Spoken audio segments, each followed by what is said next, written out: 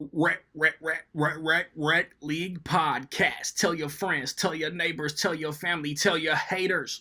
Available on Spotify, Anchor, Radio Public, Google Podcasts, Breaker, and Stitcher.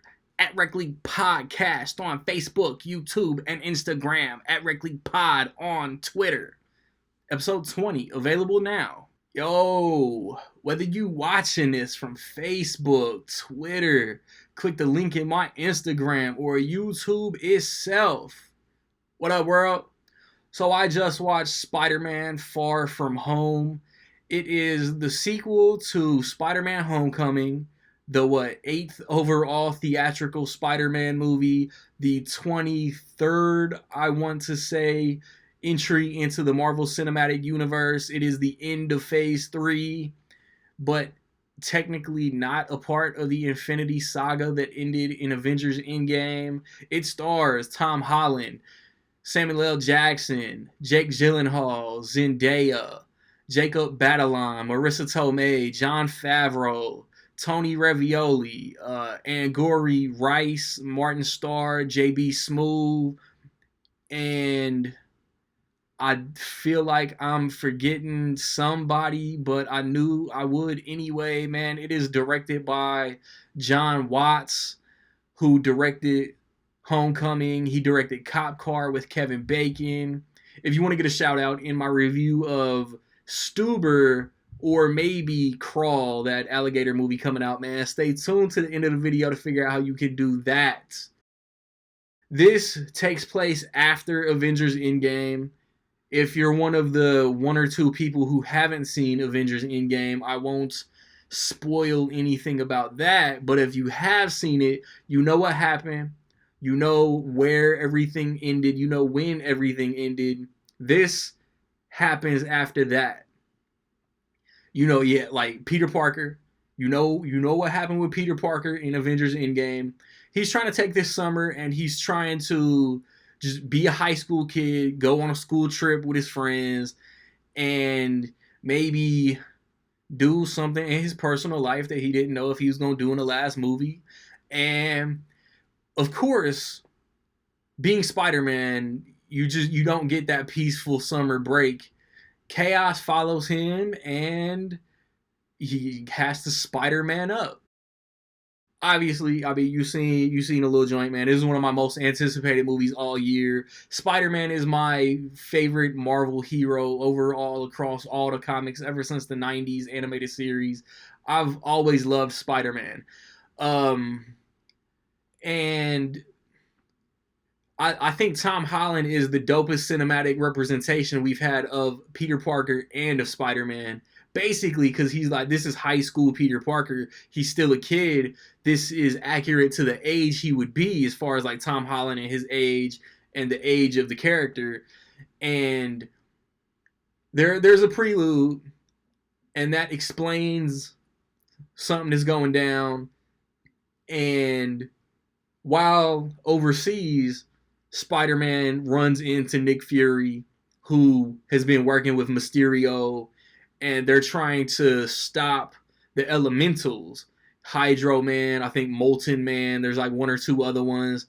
And Spider-Man is reluctant. He doesn't want to. Like he's still trying to friendly neighborhood Spider-Man, but he's still a kid. He handles everything that goes on the way a kid would. And it's like I really enjoyed this movie. I like it more than Homecoming.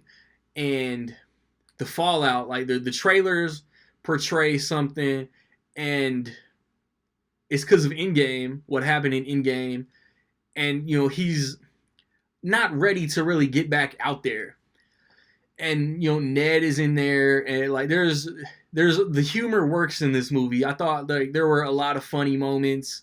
He's going through, like, that's what the Spider-Man movies are normally really good at doing, is Peter Parker trying to have a personal life and maintaining that personal life while still trying to be a hero.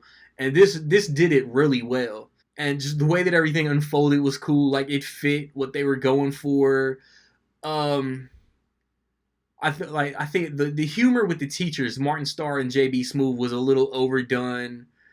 I think like they even go into the way that post Endgame has affected Nick Fury and Maria Hill and all of that.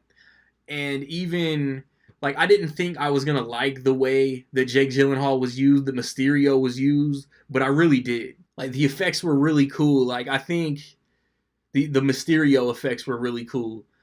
And I think I like this more than Homecoming because like Vulture was real close to the chest, real low key, was trying to stay off anybody's radar, and it was a real toned down movie as far as scale and what was on the line and all of that. Far From Home cranks it up, man. I just as far as like the villains and how big it was and what was on the line and the what was executed, and but at the same time, I like saw links that there was like a plot twist on the same level as Spider-Man Homecoming. I'm not sure that there was. I think like if the plot twist was what I thought the plot twist was, then it really wasn't a plot twist because I expected it as soon as the first trailer came out. But what I expected to happen in this movie did happen, but it was still really fun and really well executed, and I loved the way this whole plot unfolded. I thought we were gonna get beat over the head with a new romance, and we don't. Like it's there and it's alluded to and it's hinted at, but it wasn't annoying or anything. The characters that I thought was gonna be annoying weren't annoying. There are parts of the trailers that aren't in the movie. Like there's a scene that from the trailers that like really made me laugh. That wasn't in the movie. And like the way that it ends, the ending of the movie, mid-credit scene, post-credit scene, I need whatever, like Spider-Man Home Run, Spider-Man Home Away from Home, Spider-Man Home Run Derby, dude. I don't know what they're gonna call the next Spider-Man movie. Home will be in the subtitle, but I need that shit right now. Like the way this movie ended was great.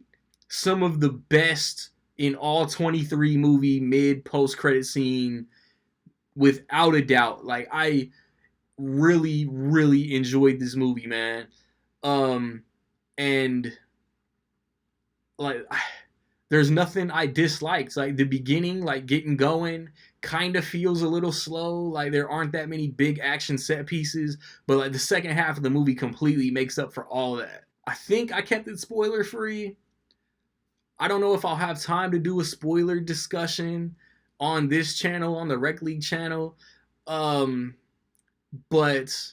and with that being said, like this still isn't in my top 3 favorite overall Spider-Man movies, because just the way that the first 2 Raimi movies made me feel with Tobey Maguire, man, like maybe because I was a kid and I was more impressionable, and then like Spider-Verse is just something special. Like those, in my opinion, are the 3 best Spider-Man movies ever. But Far From Home is definitely next, and then Homecoming right after. Like I love what this movie has done. There is a rumor that they might be trying to do like a high school trilogy, a college trilogy, and then an adult trilogy, like 9 Spider-Man movies in the MCU, all with some Tom Holland.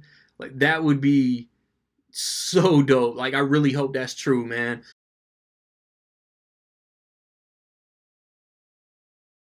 So with all that being said, I think I said everything I wanted to say. In my opinion, I will say that Spider-Man Far From Home is almost dope as fuck. I'm not quite giving it a 5. I've given like 2 5s all year, but this still lived up to making my most anticipated list for sure. Have you seen Spider-Man Far From Home, man? Gang of questions. Like, where do you rank it among the MCU Spider-Man movies or movies that Spider-Man is in? Where do you rank it among overall Spider-Man movies? Who's your favorite cinematic Spider-Man? I got this on the Rec League page too, man, on the Rec League Twitter page. Tobey Maguire, Andrew Garfield, Tom Holland, Shameik Moore. Who's your favorite Spider-Man movie in a theatrical movie? Where do you rank Far From Home within the MCU? I'm curious, man. If you want that shout out in my, let's say, Stuber review, because I don't know what all I'm seeing next weekend, within $2 million, higher or lower, How much will Spider-Man make between now and Sunday? Be the first, be the closest. Get your guesses in by noon Central Time Sunday, and you'll get shouted. Working up something cool for the next Rec League episode. I want to talk to movie collectors. I've extended those invites. Hopefully, I get at least 2 replies, 2 more than I already got. I've recently posted reviews for Toy Story, Child's Play, Men in Black, Shaft, Dark Phoenix, Secret Life of Pets. Like I said, next weekend I want to see Stuber, maybe Crawl. The weekend after that, I want to watch The Lion King. So like, subscribe, comment. Find me where you find me, man. Don't know where to find me. Watch these credits. Peace.